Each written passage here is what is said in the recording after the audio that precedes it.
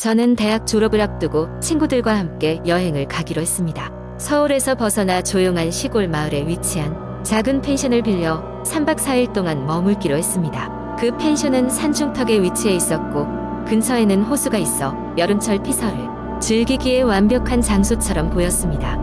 첫날 우리는 설레는 마음으로 펜션에 도착했습니다. 주인 아저씨는 친절하게도 마을에 대해 설명해 주셨고 펜션에 얽힌 전설 하나를 들려주었습니다. 이 집은 오래된 저택을 개조한 건데 옛날 이곳에 살던 집주인이 비극적인 사고로 목숨을 잃었지. 사람들 말로는 그의 혼이 아직도 이곳에 남아있다고 하더군. 물론 믿거나 말거나지. 우리는 그저 웃어넘기며 짐을 풀고 휴가를 즐기기 시작했습니다. 첫날 밤 우리 5명은 거실에 둘러앉아 카드게임을 하고 있었습니다. 밖에는 비가 내리기 시작했고 바람이 불며 나뭇가지가 창문을 두드리는 소리가 들렸습니다. 그러던 중 갑자기 전기가 나갔습니다. 깜짝 놀란 난간에 있던 우리는 핸드폰 손전등을 켜고 돌아다니며 전기가 언제쯤 복구될지 알아보려 했습니다. 그때 알 수 없는 한기가 등줄기를 타고 흐르는 듯한 느낌이 들었습니다. 펜션의 구석구석을 조사해본 끝에 전기 차단기는 별채에 있다고 주인 아저씨가 말했던 것이 떠올랐고 친구 중 한 명이 나가서 수리했을 때 전기가 돌아왔습니다. 작은 해프닝이었다고 생각하고 우리는 안도했습니다. 둘째 날 밤 우리는 바비큐를 준비하기 위해 밖으로 나갔습니다. 호숫가의 달이 비추는 모습은 정말 아름다웠고 우리는 잠시 모든 것을 잊고 즐거운 시간을 보냈습니다. 그러나 그때 갑자기 정체를 알 수 없는 그림자가 우리 주변을 둘러싼 것을 느꼈습니다. 우리는 불안감에 휩싸였고 더불어 이상한 소리가 들려왔습니다. 고양이 울음 같은 소리였지만 훨씬 더 괴기한 느낌이었습니다. 순간 모두가 긴장한 얼굴로 서로를 쳐다보았습니다. 그날 밤 침대에 누워있는데 계속해서 누군가 집안을 돌아다니는 소리가 들렸습니다. 처음엔 친구 중 누구겠거니 했지만 그럴 시간에 모두 깊이 잠들어 있었습니다. 두려움에 떨던 그때 갑자기 방문이 삐걱거리며 저절로 열렸습니다. 저는 무서움에 얼어붙었고 도저히 눈을 뜨고 확인할 용기가 나지 않았습니다. 셋째 날 우리는 그 일에 대해 이야기를 나누었고 서로 다른 방에 묵었던 친구들도 비슷한 일을 겪었다고 했습니다. 혼자는 도저히 있을 수 없을 것 같아 우리는 거실에 모여 잡담을 나누며 사기가 떨어지지 않도록 노력했습니다. 그때 주인 아저씨가 찾아와 저녁 식사를 위한 재료를 나눠주었고 펜션에 대한 이야기를 더 해주셨습니다. 옛날 이 마을에는 뭔가 이상한 일들이 자주 벌어졌어. 그리고 그 중심에 이 집이 있었지. 사람들은 이곳을 피해 다녔지만 무언가 여기 속박되어 있다는 느낌을 지우지 못했지. 우리는 그 말을 듣고 더 이상 이곳에 머물러야 하는지 회의를 가지게 되었습니다. 넷째 날 아침 우리는 잠에서 깼을 때 창문에 무언가 이상한 문양이 그려져 있는 것을 발견했습니다. 낙서인가 싶었지만 어째서인지 어젯밤 경험했던 모든 불안감과 공포가 되살아났습니다. 하룻밤만 더 버티자는 결론을 냈지만 모두가 속으로는 하루빨리 떠나고 싶다는 것을 알고 있었습니다. 그날 밤 우리는 모든 불을 켜고 서로 이야기를 나누며 졸린 눈을 비비고 있었습니다. 갑자기 벽에 걸린 오래된 그림 액자가 떨어졌습니다. 그림 뒤에 적힌 이름이 있었고 주인 아저씨가 말한 옛집 주인의 이름과 일치했습니다. 우리는 급히 짐을 싸서 떠나기로 결정했습니다. 펜션을 나서며 뒤를 돌아봤을 때 창문 너머로 누군가 우리를 바라보고 있는 듯한 착각이 들었습니다. 서울에 도착했을 때 모두가 안도의 한숨을 쉬며 이제 더 이상 괴롭힘을 당하지 않을 것이라고 믿었습니다.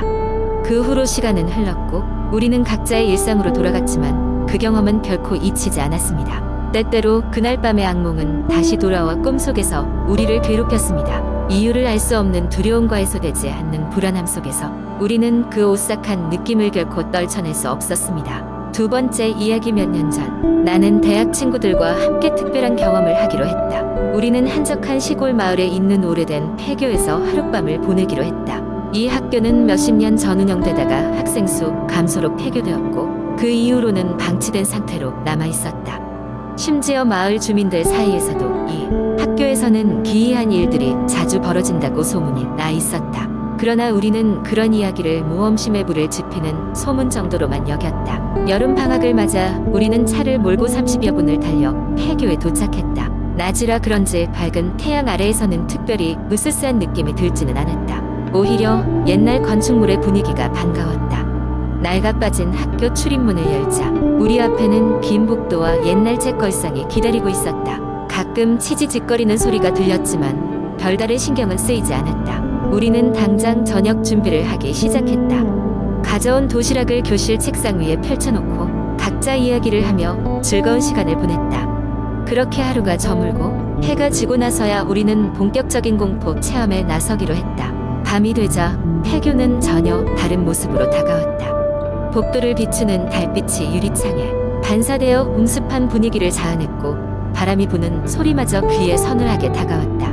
수많은 소문들 속에서도 가장 유명한 이야기는 이 학교의 양호실에 관한 것이었다.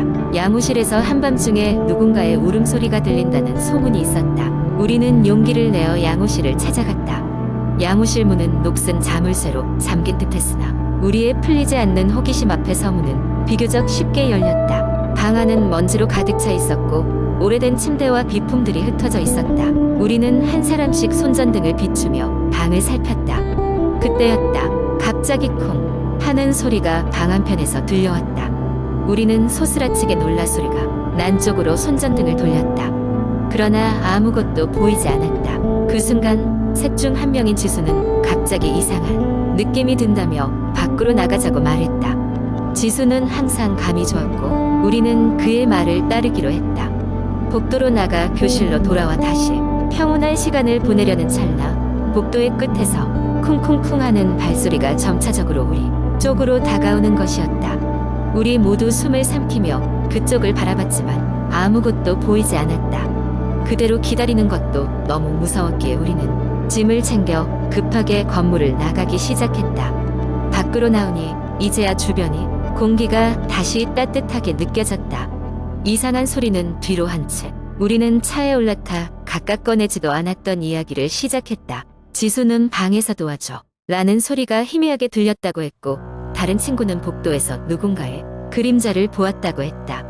하지만 나는 그저 긴장감 때문이었을 것이라 생각하며 큰 소리로 웃었다.